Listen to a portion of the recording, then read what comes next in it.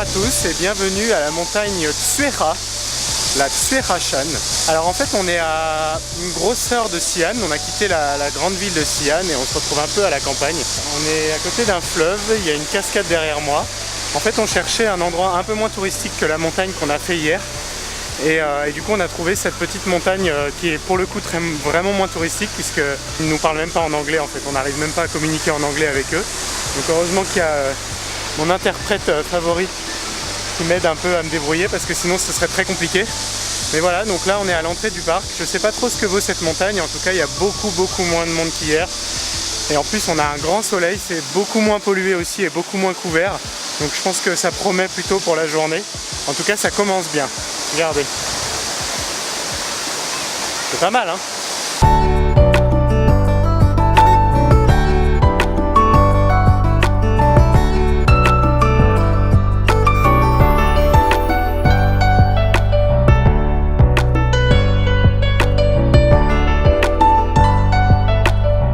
Pour notre excursion d'aujourd'hui, on n'a pas pris de guide, on a décidé qu'on ferait tout par nous-mêmes. Donc on a juste le chauffeur qui nous suit déjà depuis qu'on est arrivé depuis 2 jours. Mais on communique avec lui par son système par Google Translate. Alors ça m'étonnerait que ce soit Google. Et pour le moment ça nous va bien, donc il nous conduit aux endroits qui nous intéressent. En fait on s'est rendu compte hier qu'on n'avait pas vraiment eu besoin de la guide qui était avec nous. La plupart du temps on arrive à se débrouiller en chinois et puis c'est quand même plutôt bien indiqué. Même là, les panneaux sont en anglais, malgré le fait qu'eux ne parlent pas anglais, les panneaux sont en anglais.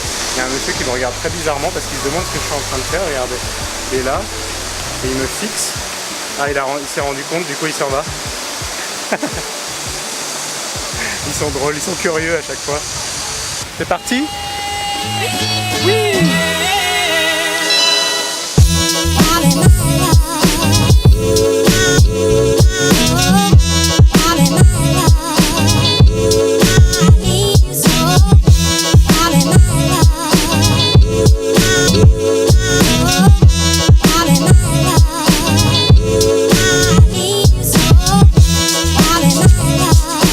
Tu sais ce qui me frustre le plus? C'est que genre il y a 6 ans, 5-6 ans, on leur aurait fait les doigts dans le nez quoi. Je pense qu'on est vieux, ça y est. 28 ans, dans 2 mois, et on est vieux.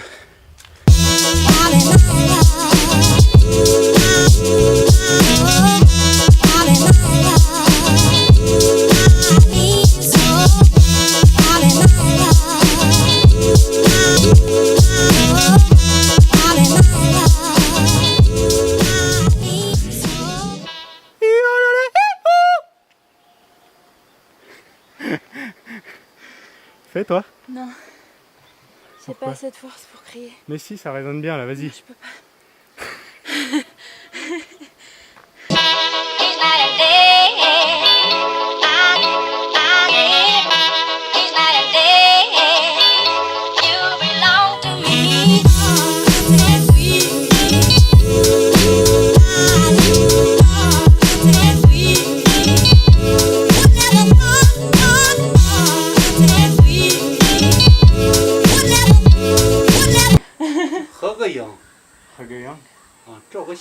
啊oui.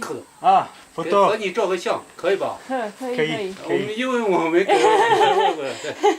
Vas-y, fais un selfie. 1、2、3。20多，27。上学者吧？在西安上l'âge. 不是，是。Il demande mon âge, c'est ça? Oui, il demande l'âge et s'il demande si t'es allé à la fac. Ah. Je comprends rien à ce qui se passe. Pas du tout. Bon, je ne vous cache pas qu'on est un petit peu perdu. Mais là, il y a un passage qui descend, non? Ça va dans la maison. Il y a un restaurant. Mais... Le monsieur que vous venez de voir, en fait, c'est un monsieur qui lit l'avenir dans des petites cartes. Parmi les 3 jeunes, je pense qu'il n'y en avait qu'un qui était intéressé parce que les 2 autres étaient sur leur téléphone. Ils sont très croyants en Chine par rapport à ces choses-là, donc c'est assez sérieux quand ils payent quelqu'un pour faire deviner l'avenir ou voir l'avenir. En général, ils y croient. Donc on a fini la rando du... J'avais oublié le nom. Sio 1 Sue, non. Suirachan. Donc là, notre chauffeur nous attend en bas. On va aller manger un morceau en ville. Juste après, on a 4 heures de route en fait jusqu'à Hangzhou, donc où se passe le mariage. On n'a pas trop de programme de prévu à Hangzhou puisque c'est Kevin qui devrait s'occuper de nous. Alors je pense qu'il n'est pas trop dispo parce qu'il est dans les derniers préparatifs de son mariage. Mais du coup, je pense qu'on va juste se balader en ville cet après-midi. On va se débrouiller par nous-mêmes. Je ne sais pas quelle est la taille de Hangzhou. Je pense que comme toutes les petites villes de Chine, c'est quand même une grande ville. Mais voilà, on va découvrir un peu ça cet après-midi, après nos 4 heures de route.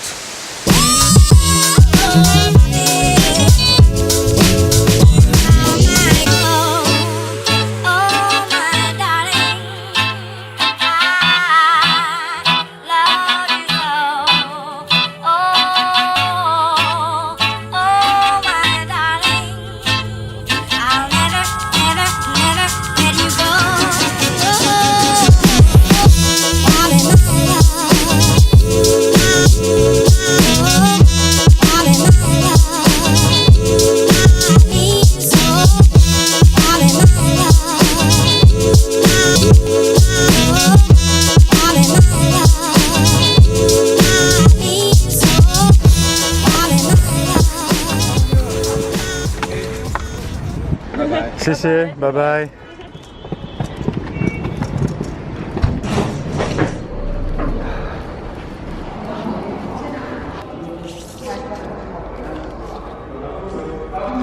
Il y a juste welcome et tout le reste après c'est en chinois. Je peux pas lire. 到9点半，然后待会儿那个护照我给你送上来啊。好，谢谢。你们不出去吧？不出去。那我待会儿打印好给你送上来。好，谢谢。 Elle comprend tout, je comprends rien. C'est un truc de ouf. Je sais pas comment tu fais quoi. Elle a dit c'est de 7h à 9h et elle nous ramène nos passeports. Donc la machine ne marche pas. Ouais, c'est pas mal la vue. Ah si, c'est automatique. Il faut juste tirer un peu. Ah bon? Ouais. Pas celui-là, mais celui de devant. C'est pas mal quand même, la vue là. Bah ouais. Bon, le mariage c'est demain et là ce soir on mange avec les parents de Kevin et les parents de Jane au restaurant de l'hôtel. A plus tard.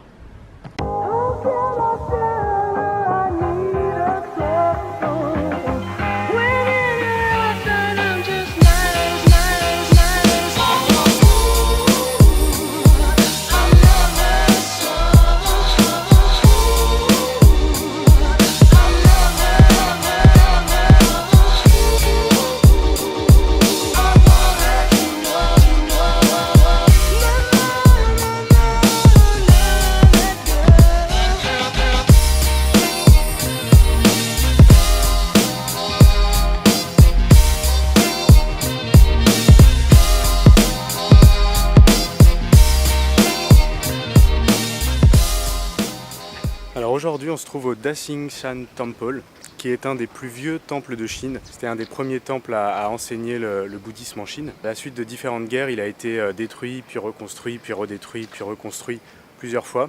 Et là, on voit bien qu'il y a différents bâtiments et qu'il y en a certains qui font beaucoup plus anciens que d'autres. Ce matin, on a fait un trajet de 4 heures pour retourner jusqu'à Xi'an, puisqu'on était à Hangzhou. 4 heures de trajet, la route elle est vraiment extraordinaire, c'était vraiment dans la campagne. Il y a des reliefs incroyables, on est passé par une série de tunnels, c'est-à-dire que dès qu'on sortait d'un tunnel, il y en avait un nouveau.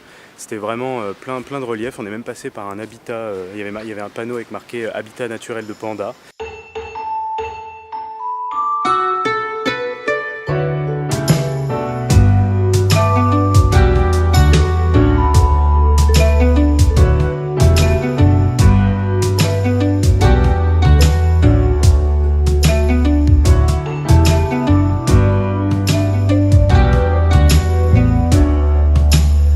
Plus agréable quand il y a des petits jardins comme ça parce que souvent c'est des bâtiments, il y a beaucoup de pierres, il y a beaucoup de briques mais il n'y a pas forcément de jardin. Là il y a un premier bâtiment dans lequel on est passé en arrivant, il y a un jardin entre les deux et là il y a un autre bâtiment juste derrière, donc ça a l'air d'être assez grand. On est en plein Xi'an, c'est vraiment au centre-ville. Pour pas vous mentir, vous voyez il y a des tours derrière moi, donc on voit très bien qu'on est en plein centre-ville et juste là il y a le temple.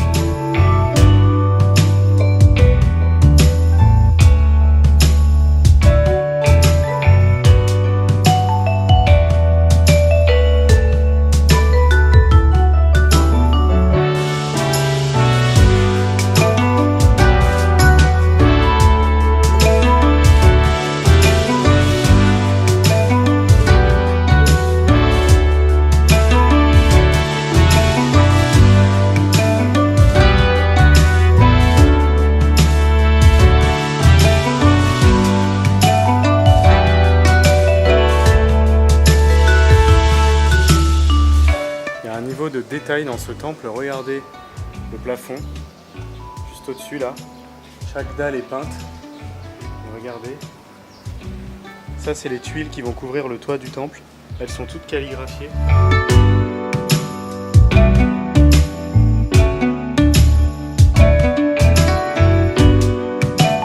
Voilà, on a décidé que ce serait une petite journée aujourd'hui parce qu'on a beaucoup enchaîné les premiers jours de notre arrivée. Aujourd'hui, on a prévu uniquement le temple. Et cet après-midi, on va aller faire un tour en ville. On a plusieurs boutiques qu'on aimerait voir et j'aimerais bien vous faire découvrir un peu la ville à la chinoise, à quoi ça ressemble, faire un peu de shopping, négocier, etc. Donc on a prévenu le guide, il devrait nous emmener dans des quartiers assez sympas et vous verrez ça.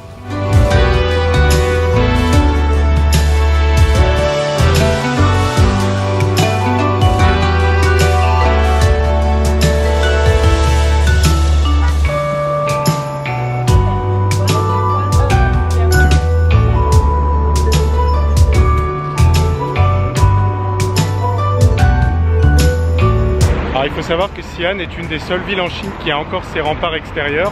Ils ont été rénovés et c'est possible de louer des vélos pour faire tout le tour de la ville sur les remparts. Je crois que c'est pour à peu près 40 yuan pour accéder aux remparts et après il y a la location de vélo à payer en plus. Quand on était plus jeune, c'était encore gratuit de monter sur les remparts et on avait fait un tour en plein hiver. En fait, ils ont un festival des lumières. En fait, ils ont tout un tas de structures en toile qui s'illuminent dans la nuit et c'est super joli. Je vous montre quelques photos que j'avais prises quand on y était allé il y a 6 ans.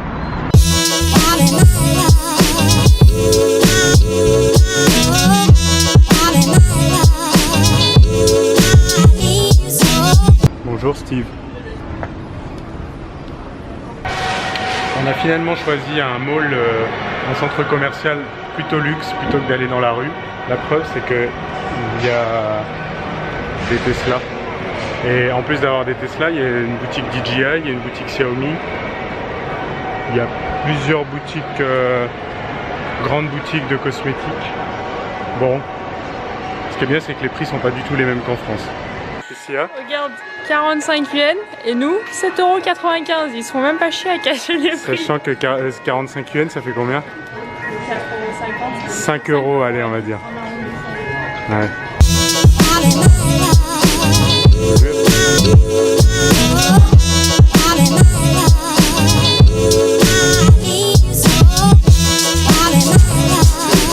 Alors ici on peut tester les drones directement dans le centre commercial, c'est pratique.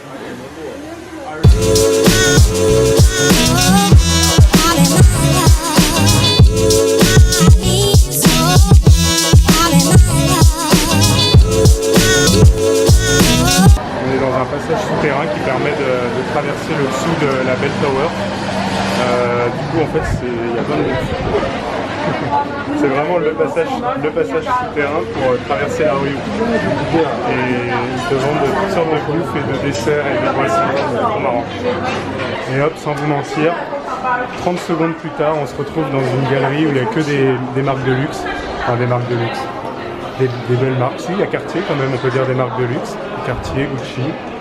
En Chine, c'est ça qui est incroyable, c'est qu'on se balade, on passe de souterrain en souterrain et on se retrouve toujours dans des endroits qui n'ont rien à voir les uns avec les autres. Ah, et bah ici il y a la clim. Ici il y a la clim, c'est mieux.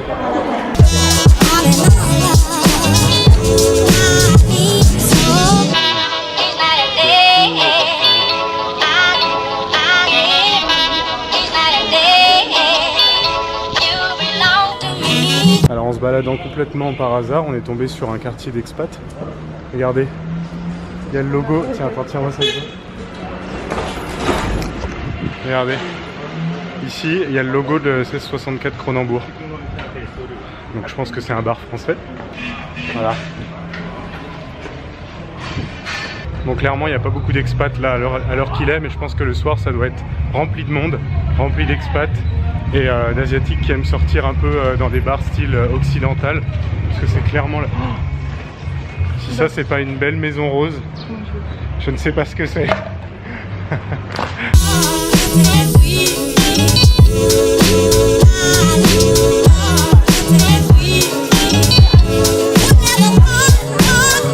Bon, alors on a trouvé la street food. Je pense qu'on devrait trouver à manger ici. Juste qu'on essaie de trouver un truc à peu près normal, parce que là on est passé devant des stands où il y avait des des poulpes un peu bizarres, des insectes qu'on ne connaît pas. Et en fait, je viens de comprendre, je pense qu'on est dans le quartier musulman. Il faut savoir qu'à Xi'an, il y a une grosse communauté musulmane. Et en fait, ils ont un quartier tout à eux. Sauf que la première fois qu'on était venu, ça n'avait rien à voir, ça ne ressemblait pas du tout à ça. Et là, c'est ultra moderne en fait. Parce qu'en fait, il n'y a que des enseignes écrites en chinois et en arabe. Donc je pense qu'on y est.